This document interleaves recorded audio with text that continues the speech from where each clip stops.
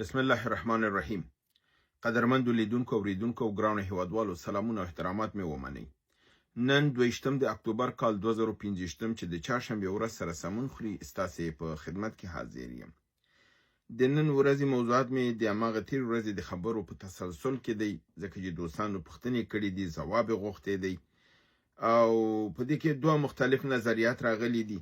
هغه به هم تاسو سره شریکم او د خیبر پښتونخوا نه جهادي راپورونه دي، هغه به ستاسو حضور ته تقدیم کوم. نړیوال خبرونه مې نه دي راخیستي. بعضې ورونو دا لیکلي دي چې فاطمي صاحب دی وخت کې د دې ته ضرورت نشته دی چې فرضاً د نجیب په دې موضوعاتو باندې بحث وشي. د هغې په نظر دا اتحاد او وحدانیت د مملکت ته ضرر کوي، در حالی چې اکثریت قاطع د دوستانو چې ماته لیکي 80% نه زیات، یعنی دا د جنایتکاره ډله چې ده د خاینه وطن فروشه او کافره ډله، یعنی بېدینه ده. څوک چې د نجیب په صف کې ودرېږي او دفاع کې هغه مسلمان نه دی او کافر دی، نو په دې اساس باندې د کافر تر شا چې څوک ودرېږي هغه کافر دی او دا ښکاره ده، ځکه چې ویل کېږي چې څوک چې چا په صف کې ودرېږي په ورځ د حشر کې د هماغې په صف کې به حشر کېږي. نو ښکاره خبر ده چې کافر په صف کې ودرېږي، کافر په صف کې به حشر کېږي. نو راځم دې ته چې د 80% نه زیات ورونه وایي چې دا موضوع باندې بحث وکړه، لپاره دی چې خلک حقایقو نه خبر نه دي، ځکه خو ټول په غلطو لارو روان دي، ځکه خو ټول سترګې پټې کړي دي. او دې ورور چې ویلي دي چې فرضاً ته خبرې مه کوه اتحاد خرابېږي، وروره زما دا جنایتکاران نه دي په کار چې افغانستان یې په روس خرڅ که، افغانستان یې تکه او تباه او برباد یې که، بیا دوی د هماغه امریکا او د غرب په مقابل کې چې به دوی ویل استعمار اسیا ده او خلک د افغانستان ووژل چې دا د امریکا بچي دي او دا سرمایه‌داران دي او دا دغه دي او موږ چې یو سوسیالیستانو کمونیستانو. کله چې دوی ماته وخوړه ټول په غرب کې راغله، څوک په جرمني کې دي، څوک فرانسه کې دي، څوک امریکې کې دي، دلته دوی میشته شول. بیا چې بیرته د امریکایانو د اشغال ورځ راغله، پلرونه یې پر روسانو وطن خرڅ کړی، بچي راغلل د امریکا په دغه کې. تاسو ته دا معلومه ده چې د کرزي په شاوخوا کې دا ټول مشاورینو دا څوک د پخواني کمونیستانو زامنو، تاسو دا معلومه ده چې دا ستا په امنیت ملي و دا چا په لاس کې و، دا د پخواني کمونیستانو لاس کې و. دا حنیف اتمر څوک دی؟ حنیف اتمر هغه پرچمی دی چې د جلال آباد په جنگ کې د مجاهدینو په مقابل کې خپله خپۍ د لاسه ورکړله. دا هغه وطن فروش دی. دا په جمهوریت کې ستا هم وزیر داخله و او هم وزیر د خارجه و. علومي جنرال علومي څوک و؟ د روسانو غلام نه و، وطن یې په روسانو نه و خرڅ کړی. د دغې جمهوریت په وخت کې څه شی وزیر داخله نه شو؟ همدارنګې په سلهاو نورې دي چې د کمونیستانو کسان دي. دغه جنرال باباجان څوک و؟ دغه رحمان رحماني څوک چې د پارلمان رئیس شو؟ خو دا د جنرال باباجان ورور و که نه؟ جنرال باباجان څوک و؟ هغه کمونیستو چې افغانستان په روسانو خرڅ کړی د هغې نوکري کوله. نو چې موږ دا افشا نه کړو، دا خلکو ته دا نه کړو په پټو سترګو، وطن یې په روس هم خرڅ کړه، په امریکا هم خرڅ کړه. اوس چې زه ورته اوس هم ځان غلی ونیسم چې دا بیا وطن خراب کړي او دا رقم ته په غلطو لارو ټول رواني چې د کافر نه راته مسلمان جوړوي. راځم مستقیما ستاسو پوښتنې ته. سید نجفي V71 لیکلي دي مجاهدین جهاد وکړي د روسانو په مقابل کې، کار یې درست کار و، ولې قبول باید وکړو چې دا باید ومنو چې افغانستان هم دوی وران کړ. رهبران د جهادي چې وو دا د نجیب نه ډېر زیات خاین و. دا ورور لیکي که د افغانستان د ملت په حق کې دوی ډېر زیات خیانت وکړ. 90% د افغانستان خلک بې سواده و. افغانستان که چېرته بې سواده نه وی پاتې ډېر به مخکې تللی وی. امید چې طالبان ځان اصلاح کړي. د دې ورور په ځواب کې به زه دا ووایم چې ورور ښه دا ده چې لږ په حقایقو ځان خبر کوي. کله چې جهاد کامیاب شو، جهاد د روسانو په مقابل کې ملت د افغانستان وکړ. امریکا پاکستان د دې جهاد نه خپل په نفع باندې ګټه واخیستله. امریکایانو عربي نړۍ ځوانان یې راوستل، دلته روسان یې پیمات کړل، پس یې په هغې باندې ټاپه ولګول چې دا خو ترورستان دي.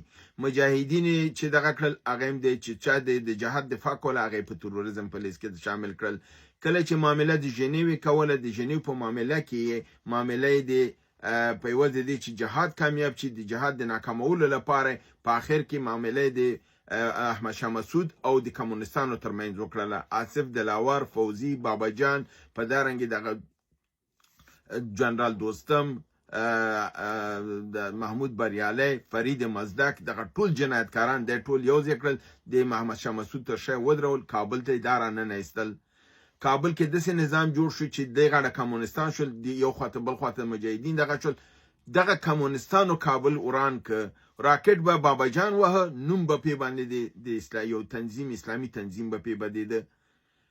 دا یو ډرامه وه چې جوړه کړله. ځکه ستاسو په تصور کې اوس دا دی چې دا کابل خو چې وران کړی دا خو مجاهدینو وران که. احمد شاه ته د قصو نه خبر نه چې دا یو پلان شوی پلانو په منځ د امریکې روسیې کې چې اسلامي حکومت باید افغانستان ته رانشي او دا باید بدنام شي. د دې لپاره به یو مفصله مخ برنامې پې کړي دي، چې تاسو یې نه اورئ.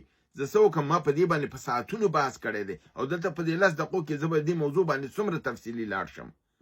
مجبور دی چې په همدغه یو موضوع زه وغږېږم او په بله باندې هېڅ ونه غږېږم او دا ټول جنایت تاسو ته ووایم چې دغه ټول جنایتکارانو چې جهاد یې بدنام که، چې خلکو دا وایي چې جهاد خو جهاد نه و، دا خو دغه و. یو څوک چې د خپل د وطن د دفاع لپاره راوچت شي او د بل چا د چنګالو نه خپل وطن وباسي، هغه هېڅکله جنایت نه کوي. او بیا که فرضاً جنایت چا وکړه نو فرد جنایت کړی دی. که ته فرضاً رباني پسې خبره کوې، زر دفعه یې وکړه. حکمتیار پسې خبره کوې، زر دفعه یې وکړه. سیاف پسې کوې، زر دفعه یې وکړه. موږ خو کمونستانو غوندې نه یو چې هغه خپل هغه مردارو کافرو رهبرانو د کفر پسې اوس هم ولاړ دي. موږ وایو چې که دی جنایت کړی دی ورپسې، مګر جهاد ته خو بد نشي ویلی. جهاد خو د ملت قیام و. تاسو که دا جهاد ته بد وایي، تاسو ملت ته کنځلې کوئ. تاسو 1.5 میلیون شهیدانو ته په سپکه سترګه ګورئ. بل ورور په نامه د SKQPP دغه کړی، لطفا زما سوال ته ځواب ورکړه.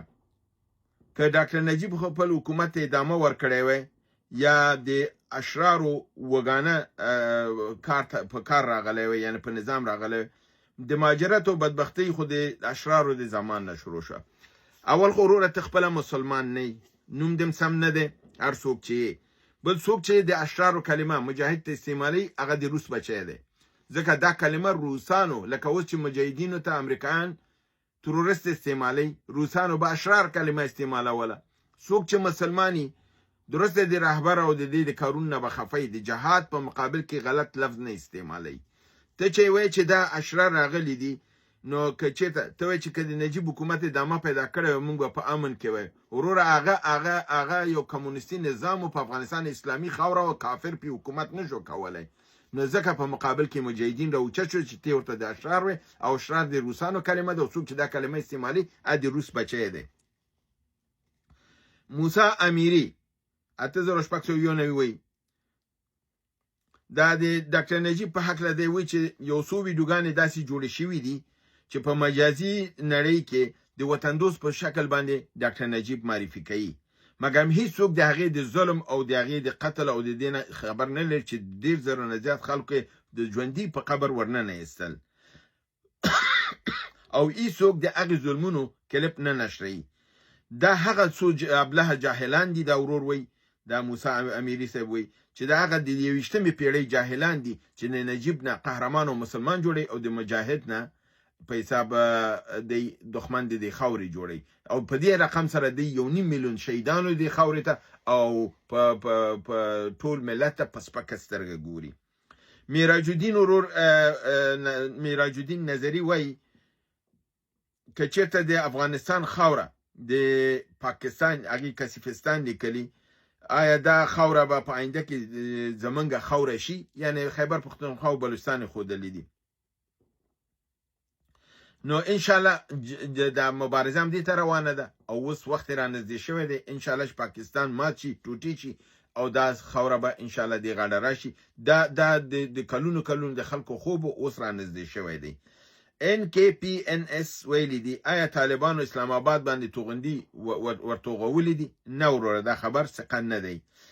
حبیب حبیبی وی که چېرته ډاکټر نجیب ښه سړی نه و نو ولې د هغې په وخت کې اردو دومره قوي وه وروره ته که چېرته عقل و منطق د سم وی او کار یې کولی که سړی ښه سړی نو معنی دا نه ده چې اردو به قوي هتلر ښه سړی نه و ډېره قوي اردو یې درلودله موسولیني قوي نه و ډېر اردو قوي درلودله ستالین ډېر سم سړی نه و ډېر قوي اردو یې درلودله صدام حسین سم سړی نه و ډېر لویه قوي اردو د دنیا شپږمه اردو یې درلودله نو دا په دې معنا نه ده او بل دا دی چې ډاکټر نجیب که قوي اردو درلودله بیا روسان یې ولې راوستل نو نجیب قوي اردو نه درلودله او بله خبر ده که نجیب قوي اردو درلودله بیا مجاهدینو ته به یې ځان ټینګ کړی وی ولې نظام سقوط شو نو بنان خپل خبرې په منطق او په دلیل سره کوي بې منطقي خبرې مه کوئ دا ستاسو په بېسوادۍ باندې ثبوت کوي ځکه خو جاهلان ټول د ډاکټر نجیب په صف کې ولاړ دي سرتاج محسود وی د لاهور نه په خدمه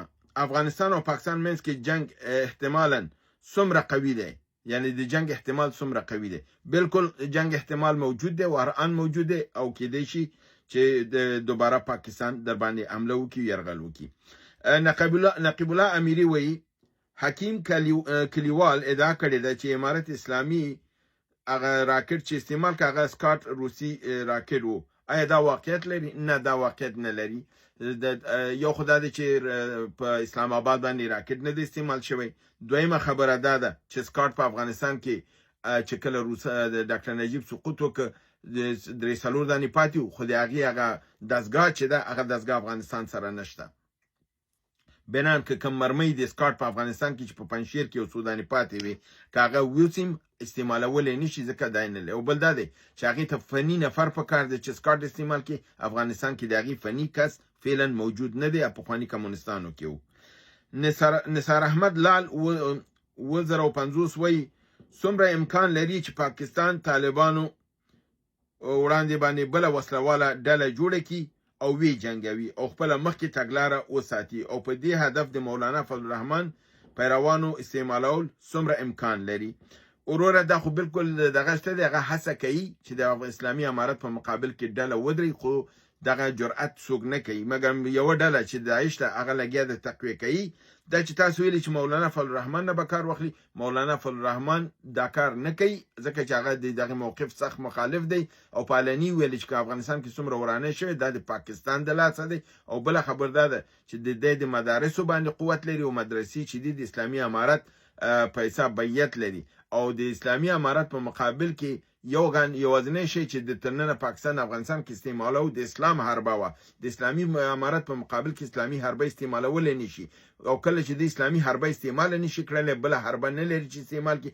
بنان د دې پلان د اسلامي امارت په مقابل کې نه کامیابیږي عبدالله مخلص وایي چې نجیب هیڅکله عبدالله مخلص 1333 ورور وایي چې ډاکټر نجیب کله چې حج ته لاړه هلته یې توبه وکړله بیا ښه سړی ترېنه جوړ شو او ته ماته یې ویلي چې ځان عالم مه جوړوه فتواګانې مه ورکوه اول خو وروره معلومات دي غلط دي ډاکټر نجیب هېڅکله د الله په لاره نه دی تللی او نه سعودي ته تللی دی دا د یو غلطه خبر دویمه خبره دا ده چې ما فتوا نه ده ورکړې ما د علماو د فتواو ریفرنس درکړی چې دا د علماو فتوا وه چې جهاد فرض او چې چا په مقابل کې جهاد فرض شي هغه مسلمان نه حتما هغه مرتدي کافري او یا د منافقینو دغې چې د اسلام په خلاف ولاړي جان افغان وی چې د پاکستان دفاع وزیر ولې د دوحې تړون وی چې دا یو راز دی او ویلی نشي هغه صرف یو دروغ پروپاګندا کوي چې د اسلامي امارت په مقابل کې د خلکو اذهان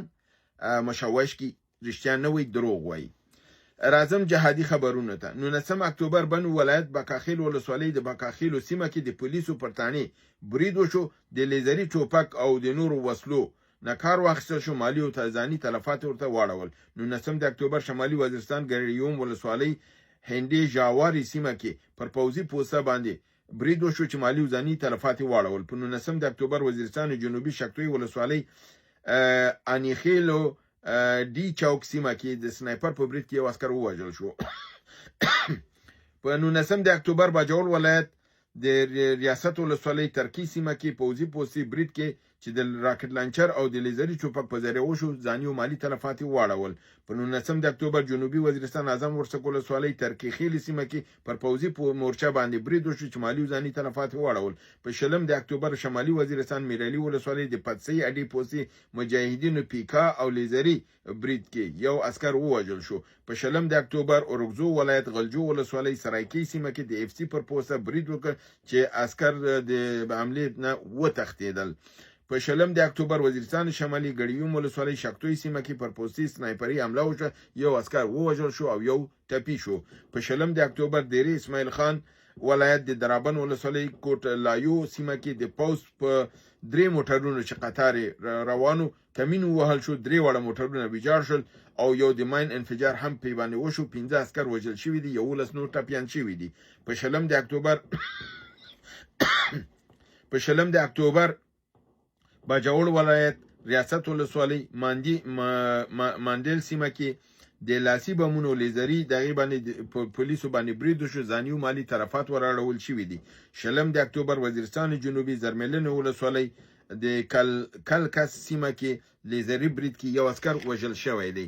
همدارنګه په 20 د اکتوبر د کویټي ولایت هرنای ولسوالۍ د زاویې په سیمه کې د ټي آی پی معلوماتو پر اساس د پوز پر استخباراتو مخبر صدام د عبدالحکیم زوی چې د مجاهدینو په وژلو متهم په نخښه شو ووژل شو. یو تفنګچه، یو موټرسایکل او 50,000 کلدار نقد ترینه په غنیمت واخیستل شولې. 20 د اکتوبر وزیرستان جنوبي شکتوی ولسوالۍ د کراج خیل سیمه کې د سنایپر په برید کې یو عسكر وژل شوی دی، یو امنیتي کامره ویجاړه شوې ده. په 20 د اکتوبر جنوبي وزیرستان سرویکی ولسوالۍ تنګي سیمه کې مجاهدینو د پوز په ډاټسن موټر برید وکړ، 10 عسكر وژل شوي دي، 2 ټپیان شوي دي، هلیکاپټر راغلی او مړي او ټپیان وړي دي. په 20 د اکتوبر وزیرستان جنوبي اعظم ورسک ولسوالۍ مجاهدینو یو امنیتي کامره تخریب کړله. په 20 د اکتوبر وزیرستان جنوبي اعظم ورسک ولسوالۍ د درون سیمه کې سنایپري برید کې پوز مالی او ځاني تلفات موندلي دي. په 20 د اکتوبر باجوړ ولایت واړه مامون ولسوالۍ د بدانو په سیمه کې د پوز پر پوسټه د ماین انفجار چاودنه وشوله، لاسي بمونه په پوسټه باندې واچول شول، مالی او ځاني تلفات ورواړول شول. په 20 د اکتوبر وزیرستان جنوبي شکتوی ولسوالۍ جنتي سیمه کې د پوز پر پلیزواک برید کې ځاني او مالی تلفات اړول شوي دي. په 20 د اکتوبر خیبر ولایت باړې ولسوالۍ د تیراش لوبر په سیمه کې د مشرۍ په پوسټه باندې سنایبري برید وشو، یو عسكر وژل شوی دی. همدارنګه د همدې ولسوالۍ په تیرا زخخیلو سیمه کې پر خالق شاه پوسټې باندې هم برید وشو چې ځاني او مالي تلفات اړول شوي دي. په 20 د اکتوبر بنو ولایت بکاخیل ولسوالۍ مومندخیلو په سیمه کې مجاهدینو 2 پولیس ناهید الله د مشرخان زوی او عبدالمحمد د ګل نظر الدین زوی ژوندي نیولي دي. د مشرانو په ضمانت بیرته خوشي کړل شول په دې شرط باندې چې بیرته خپل دندې ته نه ځي، یعنی پولیس ته نه ځي. 21 د اکتوبر د اسماعیل خان درابن ولسوالۍ په برید کې 14 تنه وژل شوي دي، زیات شمېر ټپیان شوي دي او دا د 14 مجاهدینو د شهادت په غچ کې دا برید په دې باندې شوی چې 13 اونۍ دی وژلی وو. په 21 د اکتوبر وزیرستان جنوبي شکتوی ولسوالۍ ژاور کلي کې په ژاور کلي په سیمه کې مجاهدینو د پوز پسو باندې لسلورو خو بریدونه تر سره کړل، المریض برېښنا سیستم سو امنیتي کامرې او ځاني او مالي تلفات ورته نور هم او اړول شوي دي. دا زمونږ ستاسو د پښتنو او تبصرو او جهادي راپور چې ستاسو درته وړاندې شو. تر بل برنامې تاسو په لوی رب العزت سپارم. وما علينا الا البلاغ.